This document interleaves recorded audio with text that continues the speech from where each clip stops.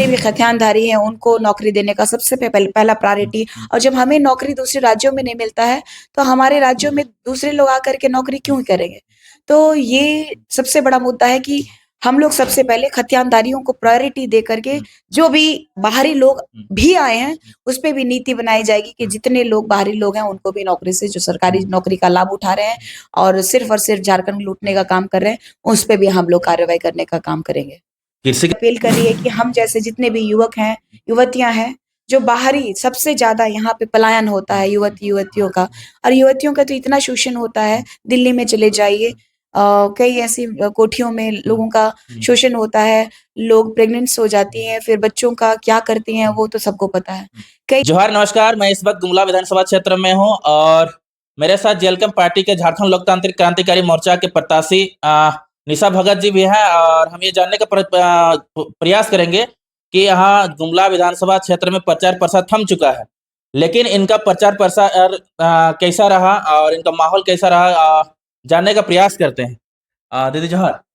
Social news A to Z के जितने भी दर्शक हैं, श्रोता हैं, उनको सभी को मेरी तरफ से खतियानी जोहार। दीदी, आपका प्रचार प्रसार कैसा रहा?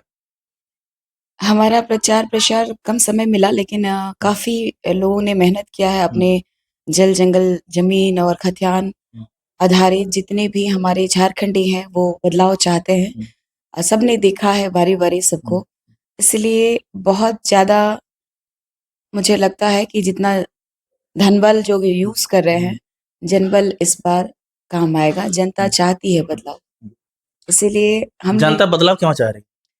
चूँकि आप अभी देख रहे हैं, करंट में देख रहे हैं कि वर्तमान सरकार जो है, जेएमएम की सरकार कितनी करप्ट है।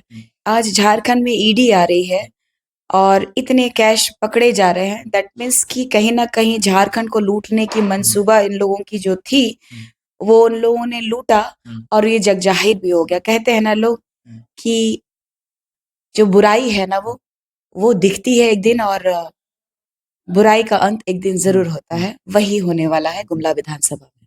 जनता के बीच जा आप गए, तो जनता क्या किन मुद्दों को लेकर वोट करेंगे बोल रहे हैं? चूँकि हम खतियानधारी हैं, तो सबसे पहले हमारी नीति नियोजन होनी चाहिए खतियान आधारित। और दूसरी चीज़ है कि यहाँ बुनियादी सुविधाएँ नहीं हैं, शिक्षा की व्यवस्था नहीं है, स्वास्थ्य की व्यवस्था नहीं है।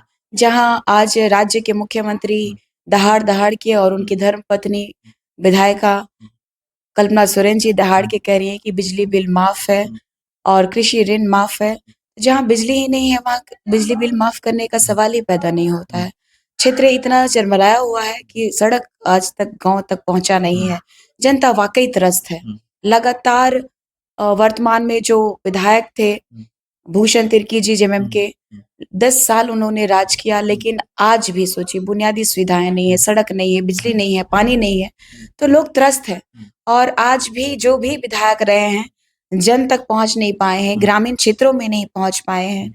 आज जब पहुँच रही हूँ तो लोगों की जो दुःख है, वेदना है, वो झलक के आई है और लोग चाहते हैं कि इस बार हम लोग बदलाव करना चाहते हैं। जेएमएम को देखा, बीजेपी को देखा, कांग्रेस को देखा, इनका कहना है। और इसी उम्मीद के साथ, चूँकि मैं भी देखी हूँ, मैंने भी वोट किया है और हमारे क्षेत्र का विकास बिल्कुल भी नहीं हुआ है, तो इसी के तहत हम भी उम्मीद पे लगे हुए हैं कि बदलाव तो होगा। और टाइगर जयराम महतो जी हमारे सुप्रीमो है, जो लगातार उलगुलान किए हुए हैं और इतने कम समय में उन्होंने ख्याति प्राप्त की है। झारखंड ही नहीं, दिल्ली में भी उन्होंने परचम लहराया है, मुंबई में भी परचम लहराया है। लोग उनका कीर्तिमान का गुणगान इसलिए गा रहे हैं क्योंकि वो जन के नेता हैं। वो धरातल में खतियानधारी नेता हैं। वो मुद्दे की बात कर रहे हैं, रोजगार की बात कर रहे हैं। सबसे बड़ी बात है कि यहाँ रोजगार को बेचा जा रहा है। तो ये सब जानती है जनता और जितने भी युवा है ठगा-सा महसूस कर रहे हैं। कई ऐसी परिवार हैं जो हड़िया दारू बेचने पे अपना घर को गुज़ारा करने के लिए, हमारे पास कृषि तो है, लेकिन हमारे पास रोजगार नहीं होने की वजह से कई लोग शराब का बिक्री करने लगे हैं, जिससे कि जो बेरोजगार युवक हैं, कई बेरोजगार युवक शराब का सेवन करके अपने जीवन को समाप्त भी कर चुके हैं और जीवन को नई दिशा में ले जा नहीं पा रहे हैं। फ्रूटफुल नहीं हो पा रहा है, जिसकी वजह से आज भी पूरा गुमला विधानसभा त्रस्त है। और सारे अभिभावक चाहते हैं, बच्चों से क्या ही गिला-शिकवा, क्योंकि नौकरी रहेगी तब ना, वो लोग तो पढ़ा-लिखा दे रहे हैं। लेकिन आज सभी अभिभावक जागरूक हो चुके हैं, जान रहे हैं कि हमारे बच्चों का फ्यूचर कहाँ है। आप रोजगार को कैसे सृजन करेंगे? चूँकि यहाँ पे सरकार की जो नीति नियोजन है, सबसे बड़ी बात है करप्शन को हम दूर करेंगे। जो नौकरियों को खरीद-फरोख्त हो रहा है, सबसे पहले उस पे हम लोग बैंड करेंगे। जितने भी खतियानधारी हैं, उनको नौकरी देने का सबसे पहला प्रायोरिटी। और जब हमें नौकरी दूसरे राज्यों में नहीं मिलता है, तो हमारे राज्यों में दूसरे लोग आकर के नौकरी क्यों करेंगे? तो ये सबसे बड़ा मुद्दा है कि हम लोग सबसे पहले खतियानदारियों को प्रायोरिटी दे करके जो भी बाहरी लोग भी आए हैं, उस पे भी नीति बनाई जाएगी कि जितने लोग बाहरी लोग हैं, उनको भी नौकरी से जो सरकारी नौकरी का लाभ उठा रहे हैं और सिर्फ़ झारखंड लूटने का काम कर रहे हैं, उस पे भी हम लोग कार्रवाई करने का काम करेंगे। कृषि के क्षेत्र में कैसे काम कीजिएगा? पानी की व्यवस्था है? चूँकि कई ऐसा क्षेत्र है, जिसमें बहुत ही अच्छी उपज होती है हमारी और कृषि प्रधान देश ही है। हमारा देश को सब जानते हैं, लेकिन हमारा गुमला जो क्षेत्र है, सिर्फ़ कृषि पे ही आधारित है और आज तक किसी भी गाँव में ऐसा नहीं है कि उनको पूर्ण रूप से उनके खेतों में पानी भी पहुँची होगी या फिर जो जुमला इन लोग देते हैं, चाहे वो केंद्र की सरकार हो, चाहे राज्य की सरकार हो कि चंद बोरियाँ जो है, किसी गाँव में अगर खाद का वितरण कर देते हैं, तो लोग उपलब्धि गिनवा दे रहे हैं कि हमने कृषि आधारित कर्म किया है। लेकिन वाक़ई धरातल पर देखा जाए तो ज़ीरो वर्क है और इतना सुंदर हमारा जो माटी है, इतना सुंदर जो हमारी धरती कृषि योग्य है, उसको अगर ध्यान दिया जाए, खाद, बीज और पानी की व्यवस्था जो है, पाइपलाइन बिछाया जाए, तो मुझे लगता है कि हमारा भी गुमला विधानसभा क्षेत्र काफ़ी डेवलप कर सकता है।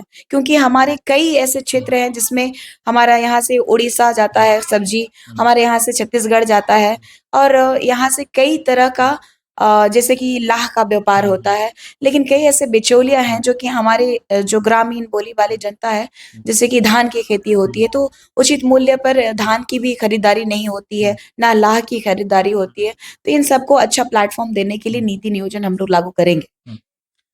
दीदी 13 तारीख को मतदान है, तो लास्ट में जनताओं को क्या कहना चाहिए?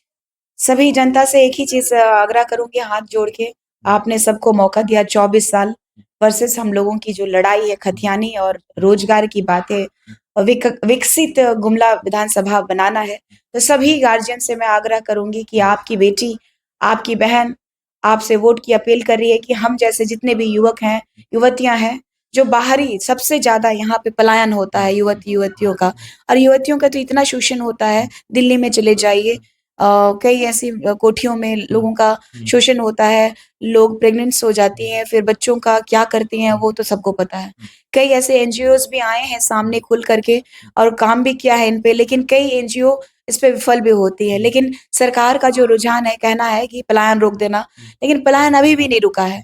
लगातार पलायन हो रहा है और हमारे युवक-युवतियाँ शोषित हो रही हैं।